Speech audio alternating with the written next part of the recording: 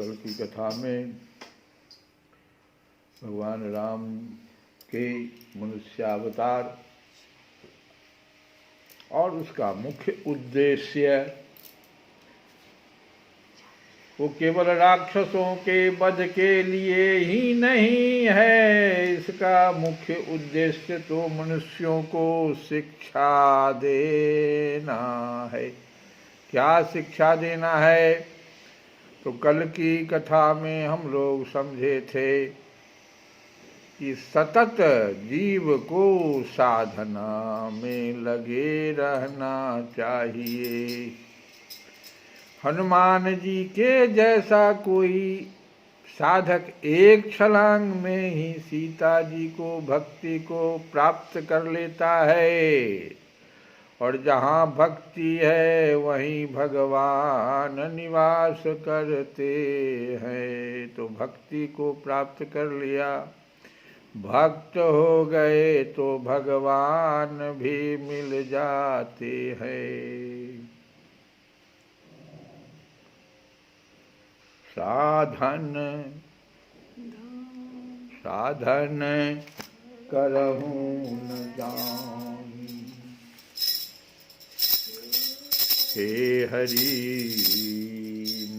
साधन करई न जानी, हे हरि साधन करई न जानी। कल से हम लोग परसों से इस भजन को विनय पत्रिका के गोस्वामी तुलसीदास और उसी समय के, क्योंकि ये लोग मुगल शासन जो अकबर का ही था उस समय के ही हमारे बड़े सिद्ध महात्मा संत कवि, क्या कहा जाए, सूरदास। हा, सूरदास की एक पंक्ति आज जो थी 7वें क्लास में उसकी पढ़ाई होती है,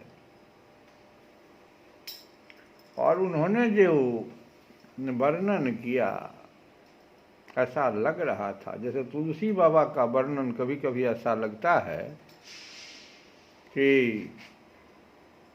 भगवान राम के साथ वो रहते थे। विवाह हो रहा है भगवान का, तुलसी बाबा कवितावली में ऐसा दर्शन करा दिए हैं, हम लोग चर्चा करेंगे कि शंकर बाबा और काकभूषुंड जी तो सड़क पर घूम रहे थे और हम तो महिलाओं के झुंड में घुसे हुए थे। तो कहा क्या प्रमाण है? तो सोहर जो ये सब गा रही थी, क्या क्या सोहर में भाव उठ रहा था।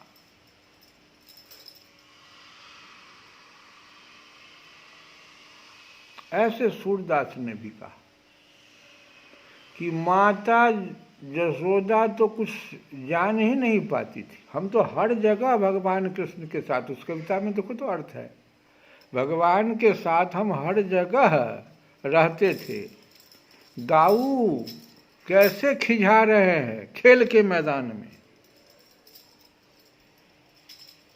मैया मुरी दाऊ बहुत खिझायो, बड़ा खिझाता, क्या क्या कह करके, तुम करिया माय गोरा नंद बाबा गोरे, तुम कहाँ से उनका पुत्र हो जाएगा जी। बहुत खिझाते हैं, खेल के खेलना, हम अब उनके साथ अब बच्चों के पास जाना हम बंद कर दिए माता, और तुम बार बार मुझे ही झिड़की देती हो। वहां क्या कह रहे हैं सो भी कह रहे हैं सूरदास, और यहाँ माँ के पास क्या कह रहे हैं, माँ कैसे झिड़की दे रही है, तुम नटखट हो, बार बार मुझे ही डांटती रहती हो। और जब रोने लगे तब माँ जो है सो कहती है, बड़ा प्रेम से कहती है माँ, ये बड़ा वो जो है तुम्हारा भाई जो है ना, बड़ा क्या है, चुगलखोर है। ऐसा शब्द का प्रयोग है। देखो जब तक वहाँ व्यक्ति है नहीं, सूरदास आंख बंद है, प्रत्येक शब्द को वो बोल रहे हैं जो माता भी नहीं जान पाती है। माता का आँख खुला हुआ है, सूरदास जी का आँख बंद है, इसके बावजूद भी ये ही भाव तुलसी बाबा भी कहते हैं कि जब तक आप रामचरितमानस का पाठ कर रहे हैं, भगवान के सुंदर कांड का पाठ कर रहे हैं, आप वहाँ होना चाहिए। किसी भक्त से पूछा गया, मैंने कथा में कहा था कि आप विवाह पंचमी मना रहे हैं झोपड़ी में। जनक जी का विवाह तो सोने के मंडप में हुआ था, वहाँ तो भोले बाबा वगैरह आए थे, आपके विवाह में कौन आया? तो वहाँ के विवाह में मैं नहीं न था। वो भक्त जवाब देता है, आज तो मैं हूँ, और जब मैं हूँ तो सब लोग हैं। भक्त का ये भाव होना चाहिए, बड़ा ऊंचा भाव भक्त का होता है। इसीलिए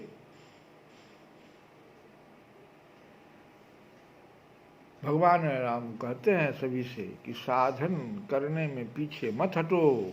ए बंदरों, तुम लोग सब कोई सीता जी के खोज में जाओ। भगवान थे, सिर्फ हनुमान जी को कहते कि जाओ दक्षिण दिशा में चले जाओ, अंगूठी ये दे दी, अंगूठी तो दी उन्हीं को दिए थे। भगवान तो सब कुछ जानते थे। एक तो सीता जी ही वो भगवान ने वहां पर माया रच दिया था। सीता के अपहरण से पहले ही सीता जी को कह दिया था अग्नि में प्रवेश कर जाओ, बहुत कुछ मैं लीला करने वाला हूं।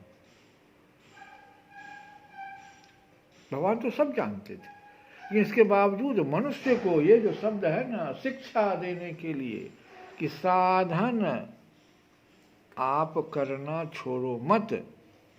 भले ही तुम हनुमान नहीं होना, एक छलांग में नहीं सीता के पास पहुंचना, लेकिन सारे साधक को मैं दर्शन कराऊंगा सीता जी का।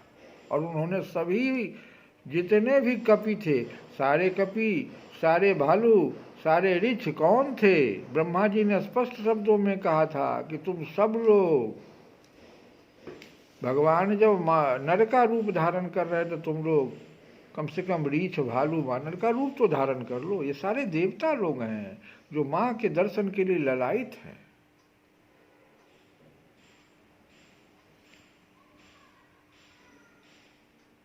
तो तुलसी बाबा कहते हैं कि बाजी में धसत कोटि करे नहीं, शुद्ध होई बिनु जागे,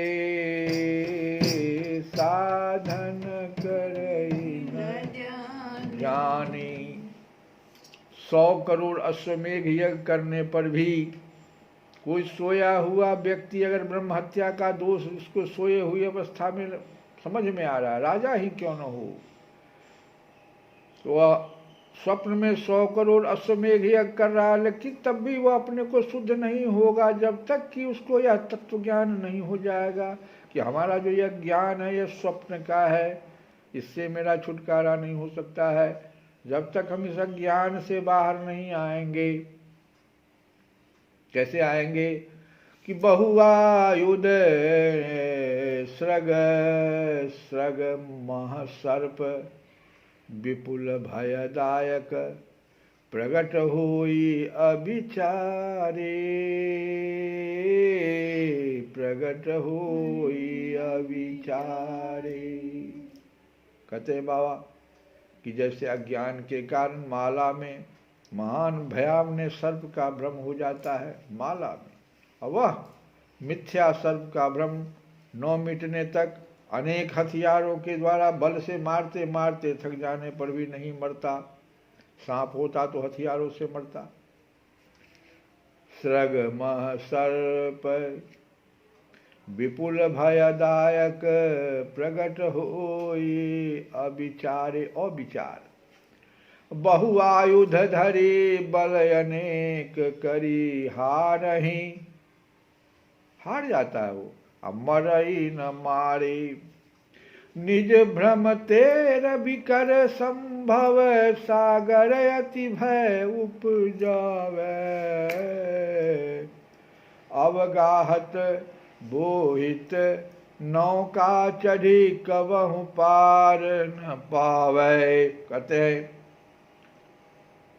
कि इसी प्रकार यह अज्ञान से भासने वाला जो संसार है, ये संसार क्या है? अज्ञान से दिखाई पड़ता है, नहीं वास्तव में मिथ्या है। रोज आदमी आ रहा, रोज मर रहा, रोज घटना घट रही है।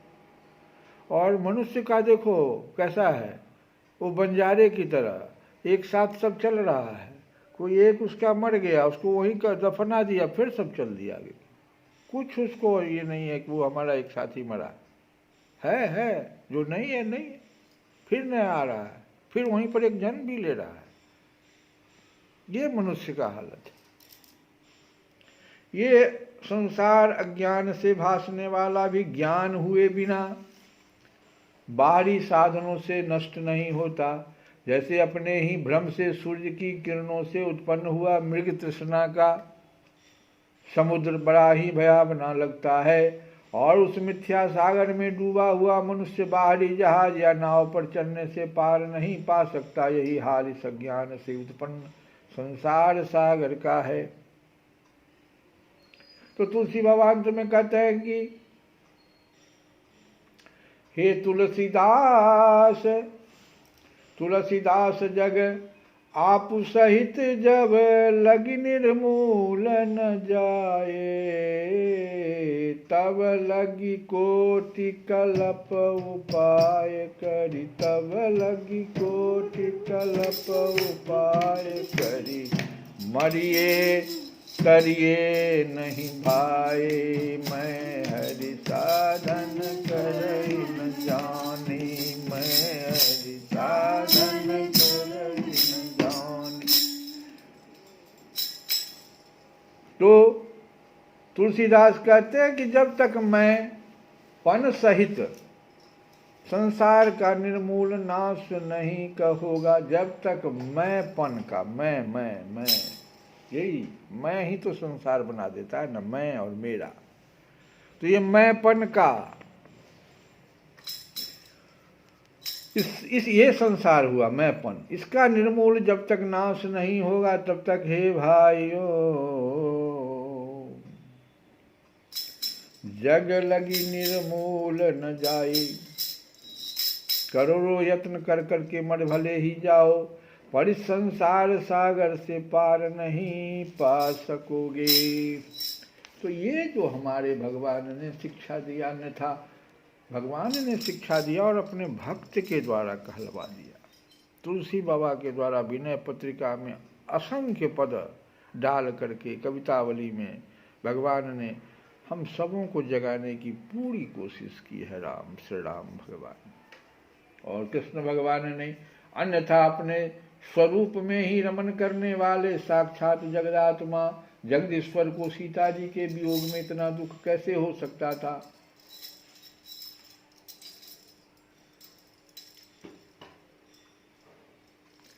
आप धीर पुरुषों के आत्मा और प्रियतम भगवान वासुदेव हैं।